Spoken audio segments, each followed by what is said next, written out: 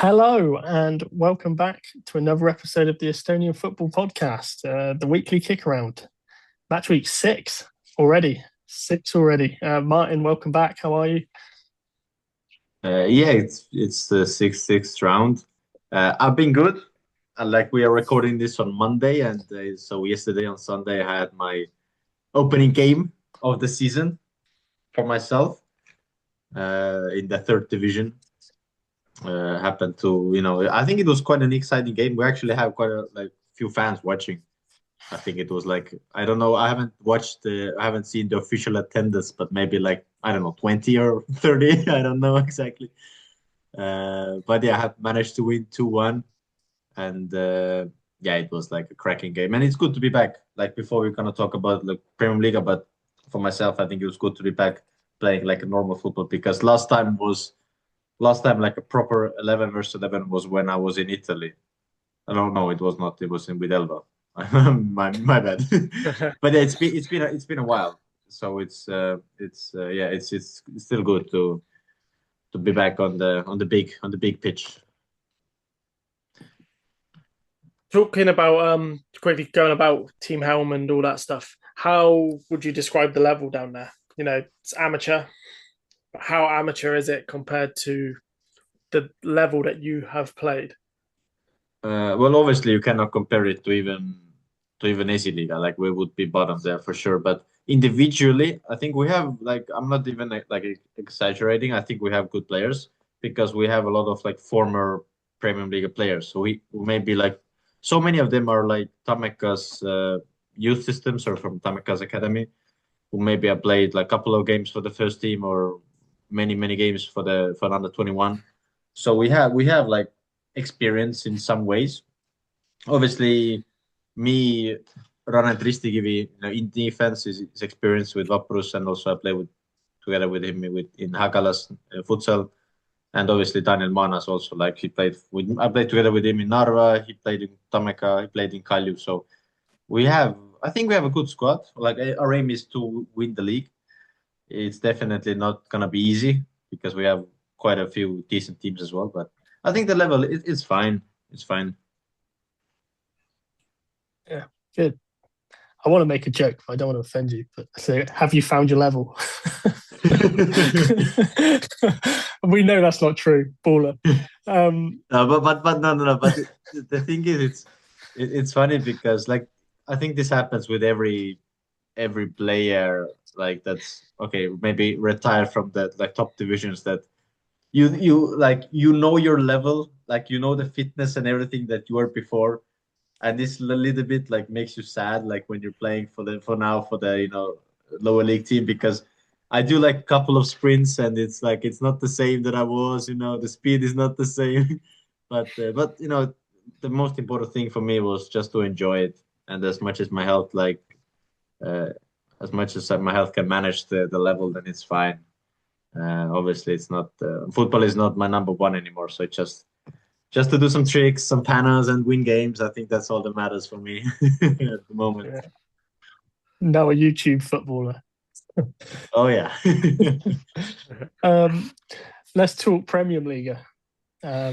So we had the two unbeaten teams face off against each other on Sunday. Calju versus Levadia, and both teams have stayed unbeaten. 1-1 draw. It was actually a really good game from what I saw of it. Could have gone. I say it could have gone either. I think Levadia were the better side. Actually, I think they'd probably feel a little, say, hard done by not to take all 3 points. Martin, what did you make of the game? I mean, what a goal from Dambedu. What a strike. That's crazy. Uh, no, I do agree. I think Levadia were, I don't want to say maybe deserved more of a win, but they definitely controlled the game. What was interesting for me to see was that Ainsalu, like for me, Ainsalu did not have a good game. I think that Levadia like didn't manage to find him. Or for me, that what was interesting was that he played on the right side. He wasn't in the midfield. And every time Levadia like tried to build up from the back or played any position like position-based football, then he was on the right side, and it was difficult for him to even create anything. And then only at the end, when Otto came in, where Ainsalu went a little bit more like in midfield in central, then he like created a couple of good chances already, like right from the first few touches. So it was little bit. I didn't know. I didn't understand the strategy that like Sakavaika put out. Uh, but overall, I think it was like a game. I think we kind of knew that both teams would be fighting for every ball, for every situation. The game maybe not as pretty, and yeah, I mean, I think the game could have gone either way. So I think for me, like draw was like pretty much equal, like fair result.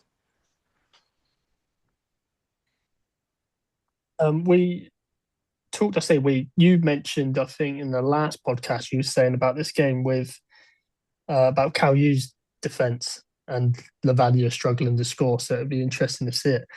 I actually thought it was Levadia's defense that was better this time, mainly restricting Kalyu to say longer shots, let's say, as opposed to clear cut chances.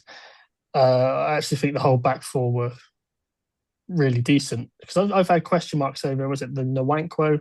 I feel like he's been a bit calamity, let's say. But I thought they all played really well.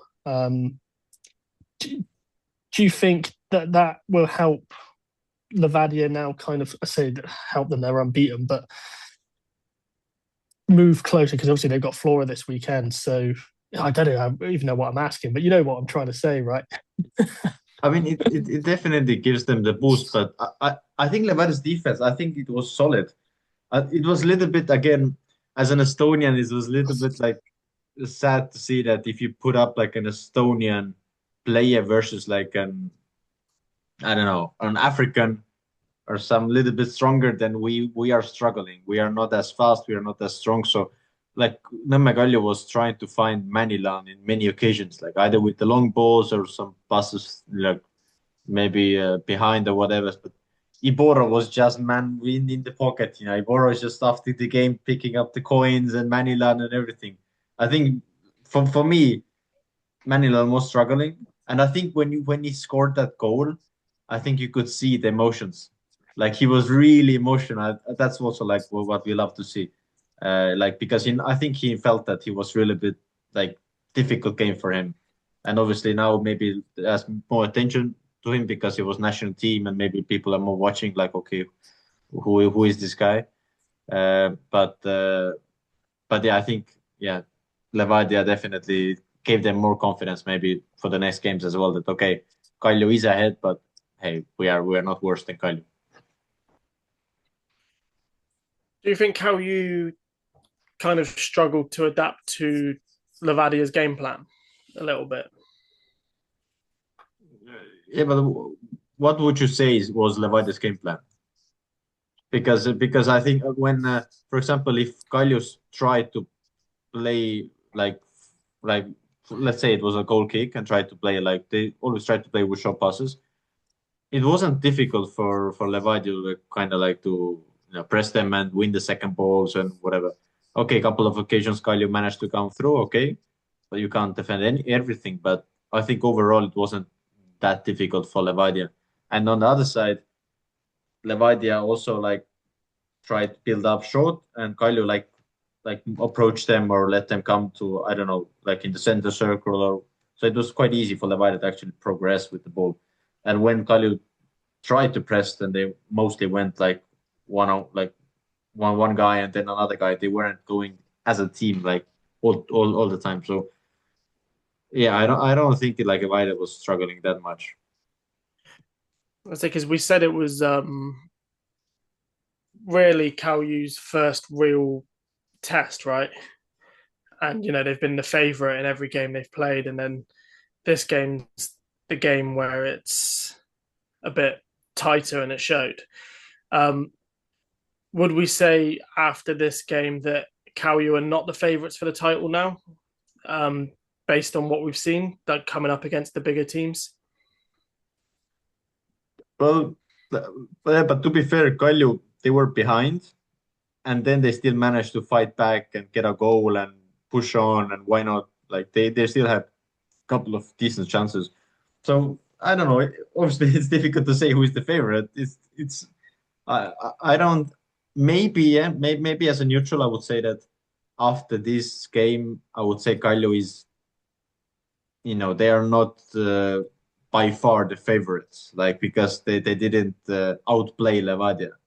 They were trying to hold on maybe, and they managed to get the draw. So yeah, I think this also gave boost for the Kalju's players as well. I think because they know it was like the first proper test, and I think at the end it was still successful because hey, Levadia the gap didn't close, and they're still unbeaten. So I think it's like obviously both teams want to win, but I think it's like a little bit win-win for both teams. Yeah, let's talk about a team who in second place, Paide. So we've been, I suppose, critical of Paide so far this season, and looks like they turned it up a bit. They played really good football. They've scored 4 goals. They look like the Paide that should be challenging for titles against Temeka. One sour note: Richard Ireland's out for the season. He tore his Achilles, and he's now out for 9 months. So we wish him the best. But a good win for Paide. Yeah, I mean it's sad to see. I mean even and especially in this type of situation, I've never seen anything like it. It's yeah, it's sad to see, but I think by the overall, I think the way they played, I mean the results show. I think they were completely dominated the game.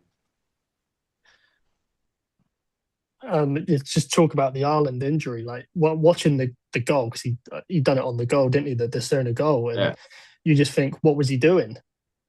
And you think it's a genuine mistake, but obviously his Achilles had gone, tracking back, and down he went. Yeah, horrible. But having said that, Temeka weren't great for the game either. A couple of chances. And one thing I want to say, Martin, so it's all well and good winning games, right? But Paide have conceded 7 goals this season in six games, so average 1 point something a game. Do you feel they need to be keeping more clean sheets if they are going to win the title?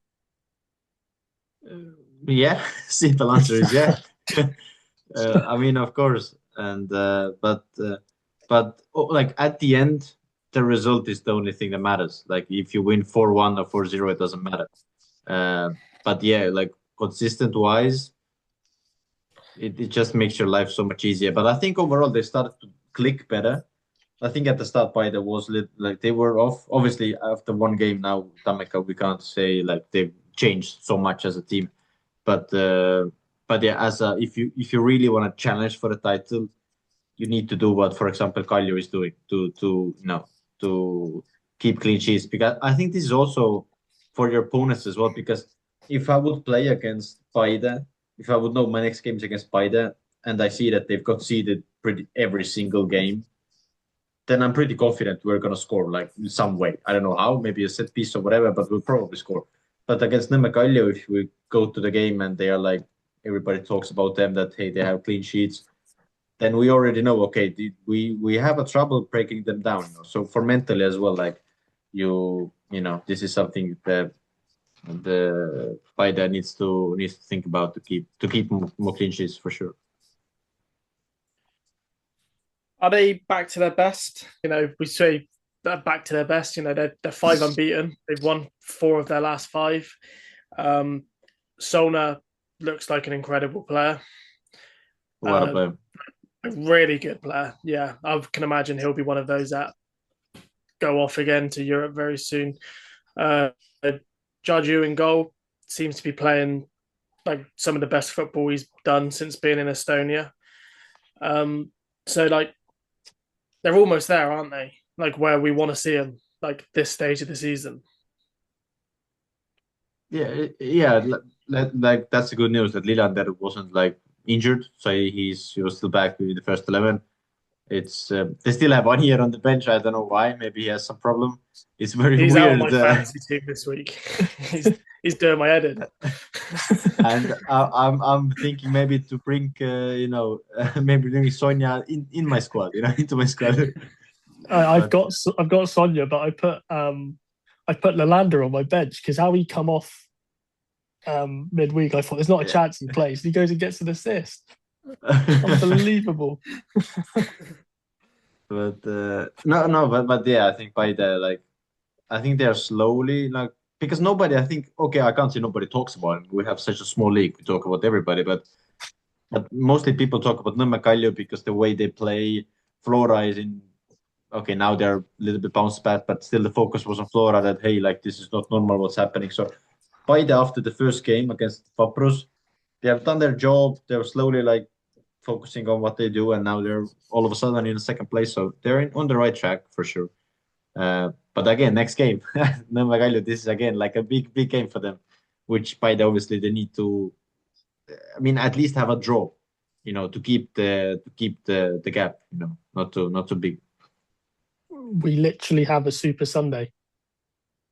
We got the big Tallinn derby. We got Levadia Flora, and then Kalju Paide. I think this match week coming up, looking at the fixtures and how the table is, it can be like a lot of flip flopping in the table, and it's got potential to be the greatest week in Estonian football ever. That's what we say every week, obviously.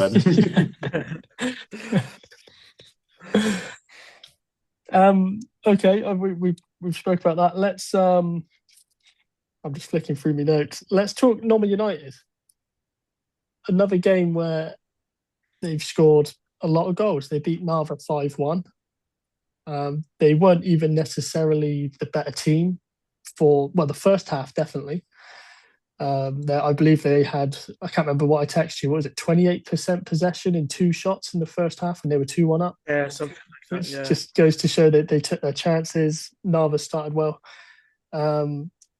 So I don't like chalking blame, but I feel Pareko's head went in that game in goal. I think when he got lobbed by Owusu, I think after that his head was gone. And that probably cost him. He obviously got sent off as well. Very inconsistent, but it makes Nõmme United the league's highest scorers. Who would have thought that after 6 games? The game. I think it was interesting because Narva started really well. I think Narva pressed them high. Nõmme United was struggling. Narva got the goal, and hey, the goal again, corner kick, and the same routine. It's that's the thing that's practicing, and I think that's also you can blame the opposing teams, I don't know, set piece coach or whoever it is who have to analyze the games, because hey, if Narva scores 3 goals, exactly the same ones, from the corner kicks, then obviously there's lack of video analysis done against them. But yeah, I think Narva started well. They scored. Then Nõmme United, I think, was maybe a little bit of a lucky, Järvelait put the ball through, and obviously second goal as well. Obviously I'm not a goalkeeper expert, but yeah, if we have, I don't know, behind the scenes, if we have a legendary goalkeeper coming on for the pod, then all the questions can be asked, about everything. Someone's bad. I don't know. But yeah, obviously as a player, it seems it was a little bit off. But I think he hasn't had much. Obviously, last time we said, okay, he hasn't had much game time in Italy. Now he feels like he's back. Now it's obviously weird for us to say that, okay, now he's also struggling because he hasn't had good game time. So we're a little bit bouncing back and forth. But yeah, the scoreline doesn't represent the game. For me, it just doesn't. But that, again, shows, I think, the quality that Nõmme United has up front. Because I think system is quite exciting for me. Järvelait plays in more attacking role. He has also so many goal involvements already. Beglarashvili, I think, is very good for trying to pick out the pockets and put the balls through. And Matas have done very well for at the end in front of the goal. So it's clicking very well for them. And I think that it seems like they play with freedom and stress free. So because they are already, I think, overachieving what we thought they will do. So I think that's what we had with Vaprus maybe in 2023, that we started really, really well, and now we're just going for from the momentum. We feel so good and we're for free, and then everything clicks. Like it seems like Nõmme United have like reached the same stage. One player I do quickly want to touch on, you've listed off some Nõmme United players there. I just want to mention Koen Oostenbrink in midfield. I think he's been vastly underappreciated this year from when we've spoken about people. I think he's similar to last year when we spoke about who surprised you, and then we spoke about or our player of the month, whatever it was we were doing last year, and we mentioned Tambadou for Cal U. I feel Oostenbrink plays a very similar role, and he's very calm, and you can kind of see he has that quality that maybe the other players not aren't at, but do you know what I mean? Like there's that step above of, and I think he's been a really, really good signing for him. Like when I trained with Kallio like for a month or so, when was it? 2023? Just before I signed Vaprus, then Promise David joined, and then the same Koen Oostenbrink was also, he was training with Kallio, so he was on trial there. So actually, I trained with him, and I could see there that like he was very calm.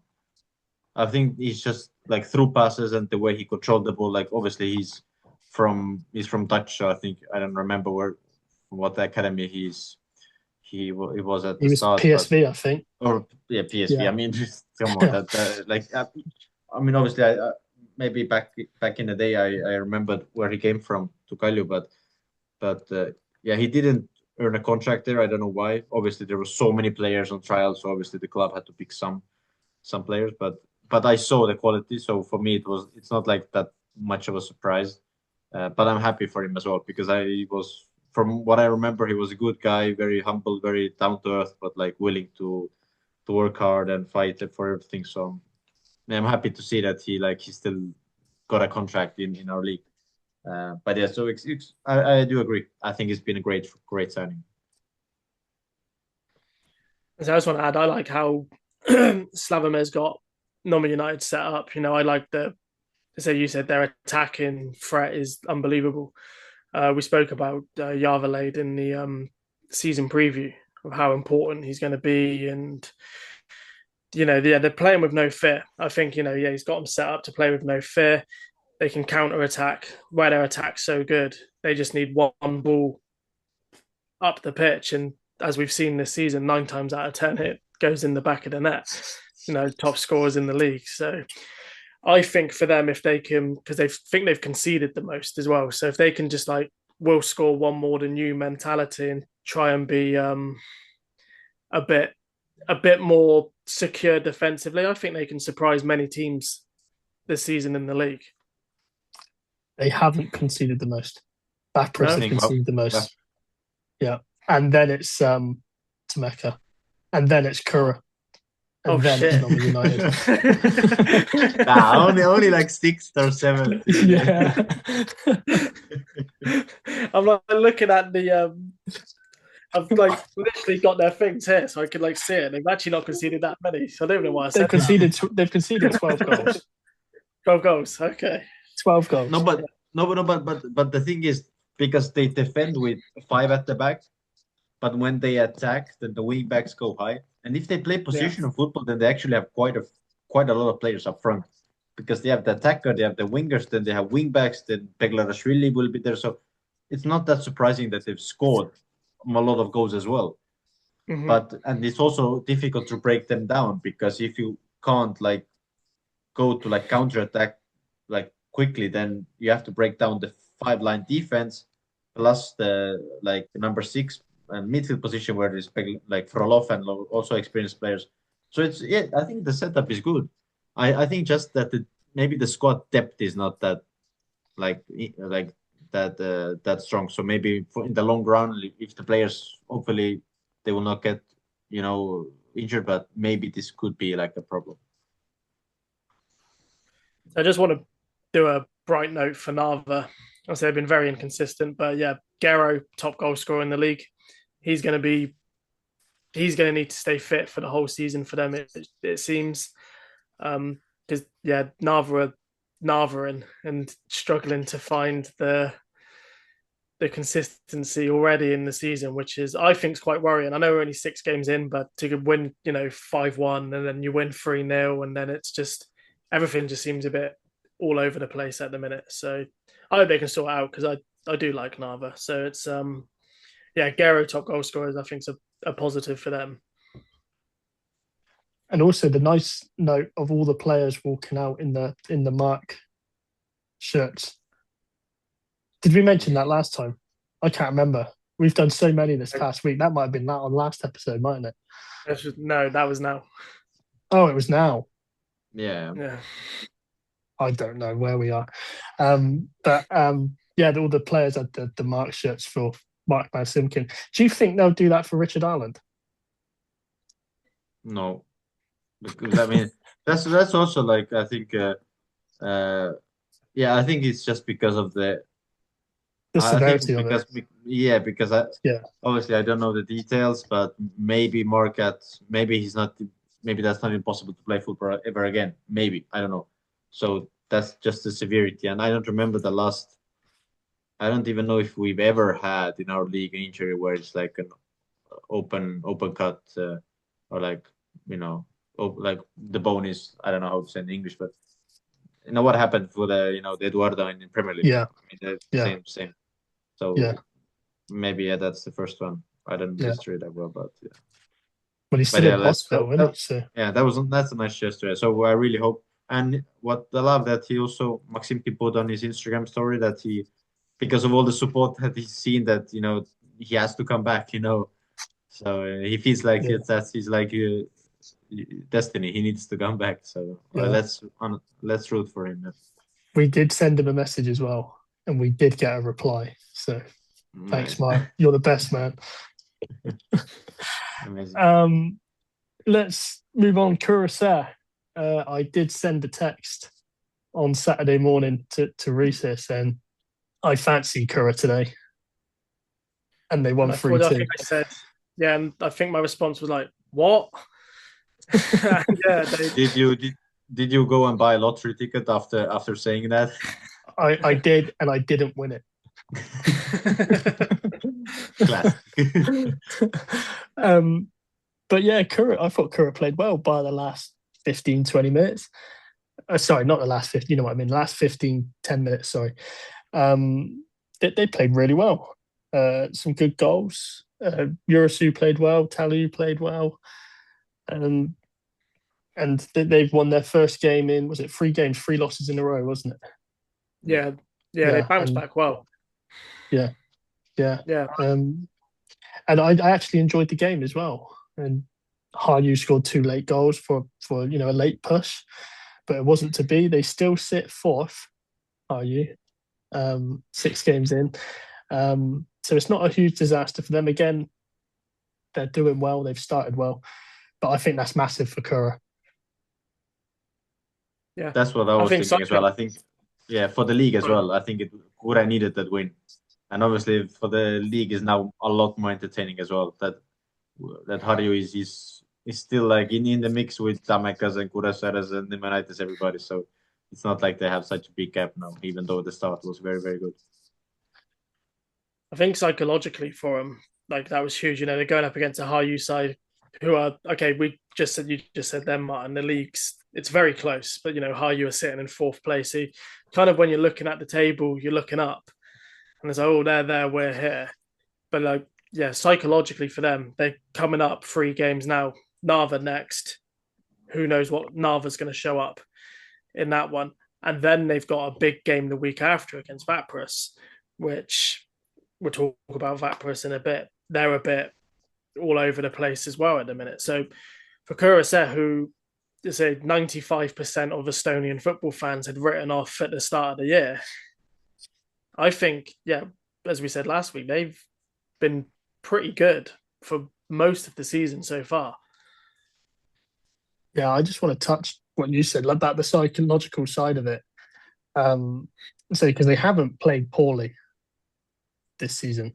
There've been a few, obviously, defensive lapses that have cost them games. But to pick up the 3 points there, absolutely huge. And Vaprus, Narva, teams around them on the table, if they get 2 wins there. 12 points already in the season and maybe creating some distance already. Yeah, I think Kuressaare, it's yeah, even though we all thought that they will be maybe at the bottom, then I think they played well. And I think you said, like, I think they play, okay, they don't play amazingly, but they're in the game, at least, but yeah, for example, with Vaprus is that even the games, they don't play that attractive football. And for me, like, if I would pick Kuressaare as a favorite against Vaprus. Like, honestly, that sounds weird, but just based on this season, the way they've played, I mean, that's just what needs to be said. I mean, Kuressaare is just playing a much more fluid game, even though I think the lineup and the squad is Vaprus have much stronger one. So yeah, with Vaprus, this season is very difficult. But now next game is against Tammeka, against Kuressaare. So I mean, these are the games where, listen, you need to grab points. We talk about home form, away form. In Estonia, it's difficult because most teams at the start of the year play at the Sportland Arena. But for Kuressaare, they play on their own pitch at home, which is on their island where it's windy, it's cold, it's wet. Both their wins this season have been at home, and their game against Vaprus in 2 weeks is also at home. So, how important is their home form to them going to be this season for them to survive? I actually, when we had the Kura game on, I had it on at work and I had a colleague come up to me saying, "Oh, what kind of stadium is this?" And I said, "This is the Stoke away equivalent in Estonia." It is. Yeah. No, but the thing it is, like, I think the home, yeah, most of the teams play in Sportland Arena at the moment, but that's for sure. For Kuressaare, they play much better at home. But even though they don't train there, like they train in Tallinn, I don't know exactly, but I know maybe it's 50-50, 50% train in Tallinn, 50% training Kuressaare. Maybe, I don't know. But then most of them, they are in Tallinn, obviously. So it's not like they have advantages and they will, like, much more convenient for them because they train them in Kuressaare every day. But it's funny because I know it sounds weird, but Kuressaare knows, like, the players know which way the wind blows at what time, and especially in the grass pitch in the home, because, like, no joke, I have players telling me when I played that, yeah, they know, like, how's the wind carrying the ball and where is it exactly and whatever. So it's for them, they 100%, they have much better control of the game. And yeah, Kuressaare play at home against Vaprus, and this will be a very, very exciting game. Yeah, let's talk Vaprus. They just lost 2-0 to Flora. Routine victory for Flora. I'd say very one-sided. Vaprus offered very little. Really struggling for form. And it's starting to look alarming, I feel. So that they haven't won since match week 1. I don't want to say they've got favourable games, let's say, coming up. Games where they will need to be looking at to take points, and they need to take these points. Yeah, I mean, it's difficult because the last game. Okay, for me, I can pick out maybe a couple of players who I really saw that they played their hearts out and they fought, like. But if you generally look at the players, then they don't. It feels like they don't fight for 100%, which I don't understand why. Also, they changed the lineup a little bit. Like, Kapper was on the bench, or maybe some tactical reasons.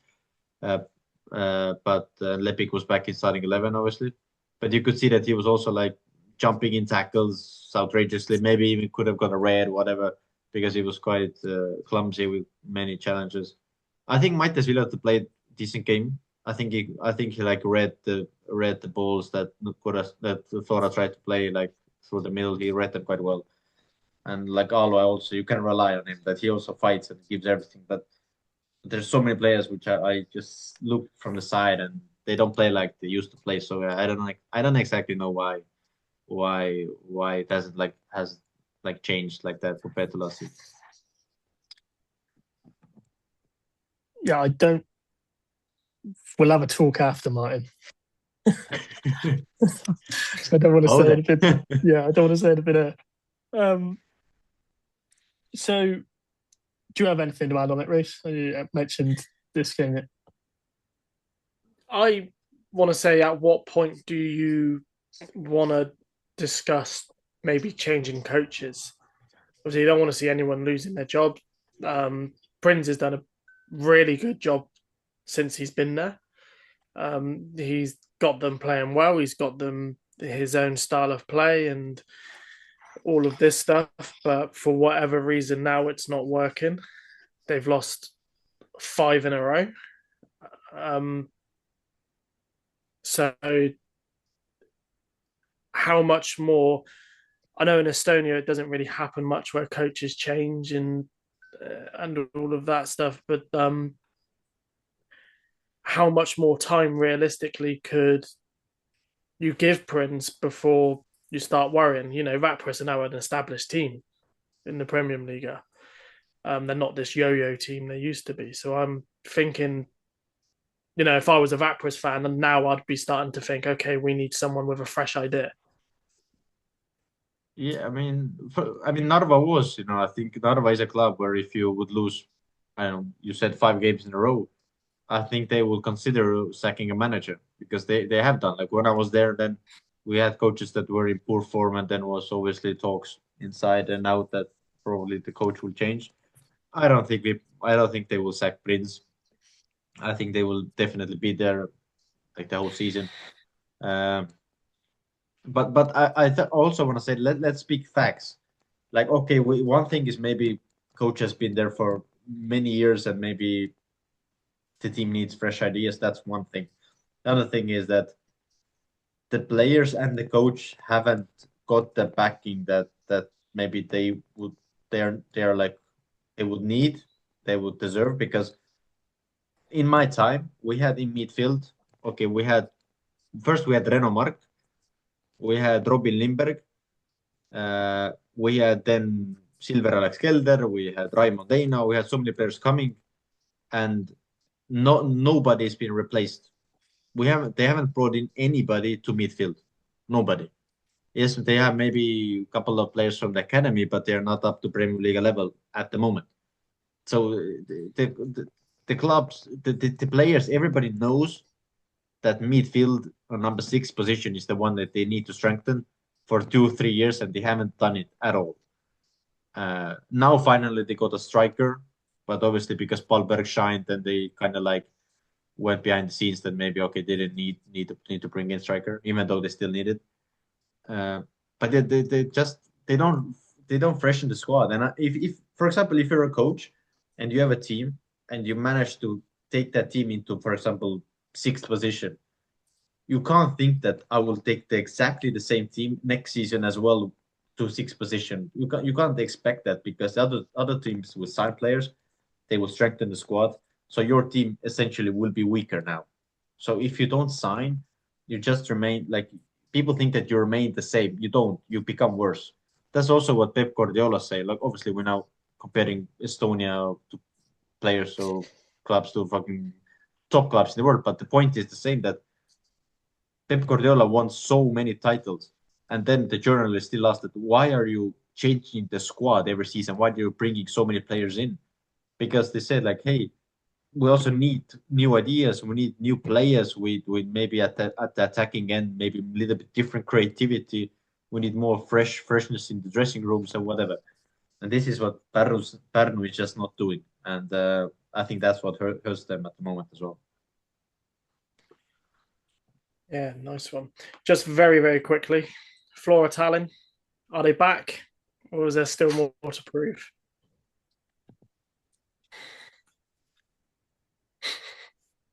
They played well. Yeah, I think they've done all right. I think obviously the test is this weekend, isn't it, against Levadia. We'll see how they get on there. I They can't don't see. have a chance against Levadia. Yeah, I right was now. just about to will be say honest. that. I cannot see them winning that. Not at all. Because even though it was a routine win against Vaprus, but you could see they're still not at their best. I think the Levadia game has come too early. Let's say in a 10-man league, 10-team league. Sorry, the game against Levadia has come too early. but still, I mean, but I think it's also because it's still at the end of the day, it's still Flora. So if you put Flora versus Levadia, it will still be a cracking game. It can still be close, I think, because I think Vasiljev, there are so many Senyov, Alliku players have experience with the derbies, so they know that they can speak to the players that they will definitely put up a fight. So it's not like they will have like such an easy game for Levadia. But I think I just can't see Levadia really losing the game. Yeah, me too. Everyone's favorite segment. Martin, who was your player of the week? I will. It's all so many players have like scored beautiful goals, and then as well like some defenders have gotten many assists as well. So I was also debating on some players, but I will say for me player of the round was I would say Taavi Jürisoo. I think he played a really good game against Sarju, and also was it the second goal? The beautiful one was the second one. Oh, I mean, what a strike! And I think he just single-handedly changed the game as well, and he was such a threat throughout the game. Reece? So I was going to just go for Kuressaare as a team, but then I changed my mind last second. And I'm going... They followed us on Instagram, so I'm being nice. So I'm going for Järveläid for Nõmme United. I think, we always talk about Begolashvili and Kevin Matas with their attacking threats, but I think Järveläid also helped start these attacks, and without him, they wouldn't be as attacking as they are sometimes. So for me, I think he got 2 assists in the game just gone. So I think he's, as you spoke about Martin in the season preview, he's been an incredible signing for him. Really good. I was actually debating between Järveläid and Jürisoo, so I'm happy you mentioned Järveläid. Well, I wish you picked Järveläid because my pick was Jürisoo. So I'm going to pick another Kura player. I'm going to go Rasmus Talu. Okay. I think you can't ignore Kuressaare. I thought they played really well. He got a goal, he got an assist, and I believe I said in the early preseason he'd be a good signing. He played really well for Vimpsy last year in Esiliga. He's stepping up. Goal and assist. Cracking week for him. Cracking week for Kura. Let's go. And next week, Martin, what are you looking forward to? Obviously, I will pick the derby. The 2 giants against each other, and I think this is like a chance for Flora to show everybody that that they still are in the, I don't want to say title race, but they're still fighting for the top positions, and they should be considered as well like a threat, because at the moment I don't think they really are considered. So this will be a big test for them, and also how are Levadia bouncing back from the draw? Like, are they getting back to the winning ways or not? Reece? Well, we spoke about Super Sunday, but I think it's going to be a super weekend. You got such a big... you got Narva Kura, Vaprus Tammeka, Nõmme United Harju on the Saturday, which is just going to be... you got all the mid-table battles. Anyone can move up and down. You could go for the Tallinn derby, but I think there's more implications in the Kalju Paide game. So I'm going for that as the game of the week. Paide showed it battered Tammeka. I think they're going to come into this game with loads of confidence without any fear. I feel like Kalju, after their test with Levadia, 1-1 draw, Levadia may be the better side. they might look to do something a bit different. I'm excited to see it because I think can Paide come away with an important 3 points and then go level at the top? I think it's going to be a cracking weekend of football. Oh, indeed. Yeah, I also think the Paide CalU game will be better. I don't know. I just feel like it's got more to it. I think it's going to be quite a feisty little game. I feel, and they're normally the better ones to watch, aren't they? So that's what I'm going for as well. Paide Levadia. No, that was. Has that happened yet? Paide Levadia. Have we had that yet? Yeah, 2-2. Oh, it was. 2-2. That was that crazy game, wasn't Yeah. it? Yeah. So I'm going Paide CalU too. Yeah.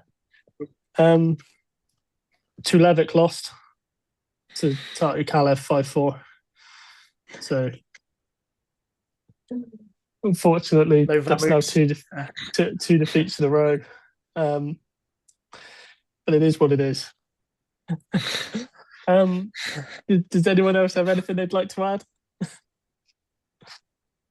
I mean, no. It's. I think we concluded everything well, and I think next. I think that's a cracking. We have a super weekend. I think you said it well. So it's we have very exciting games, and for us as well, for Team Helm, second game of the season coming up. So we are trying to remain unbeaten. Who have you got? Who have we got? Well, give me I don't know. That's not important. Let's say I just know that the game is on Sunday at 5:00. This is what's important. I need to be in the stadium like roughly 1 hour before, and that's all I have to do. It doesn't matter who we play up against. You've got Vastseliina, FC Vastseliina. Oh, really? I think I played against them when I was. What? It's being live streamed. No way. On the Yagpol app, it tells me it's on the telly. Wait. Now that's the breaking news in the episode. I've got to pay for it. It's back on telly. Oh, it really? Oh, it is. Oh, wow. I've got to pay €5. No, but please, everybody, sign up. We need everything we can get. We appreciate it. What's it to? Is that the Coop? It's in Coop at home stadium. But I think yes. Well, it's been a while. But when I played for Narva in the cup game, I think we played against Vastseliina. I want to say that we did. So I should have some experience playing against them, but hey, that's we will talk about it in the next episode. So then I can say how it all went. It's going to be a big Vamos, couple of goals. Anyway, I don't think we've mentioned it yet, but there was a text where if you don't, how many goals was it? 20 goals, or was it 25? Then if you don't score, then you're not welcome back. I don't remember the number. But you're one game down and you're goalless, so pressure's on. I mean, I don't want to defend myself, but hey, first game I did score. The linesman put offside. I didn't think I wasn't offside. I don't know. And then I had a moment when I was a winger. I played the right wing at the time. The cross came in from the left side, over the goalkeeper. Goalkeeper tried to reach it and couldn't. So I was at the back post and I was just headed it in. But my teammate ran across the goal and blocked my shot with his back. So he blocked my own shot, which was would have been a goal. So I'm a little bit, unfortunate, but my XG was great. That I have potential. Hopefully next game I have some more luck. Yeah. Anyway, thanks for listening, and we'll be back next week to see how Martin got on. Oh yeah. Yeah. Cheers.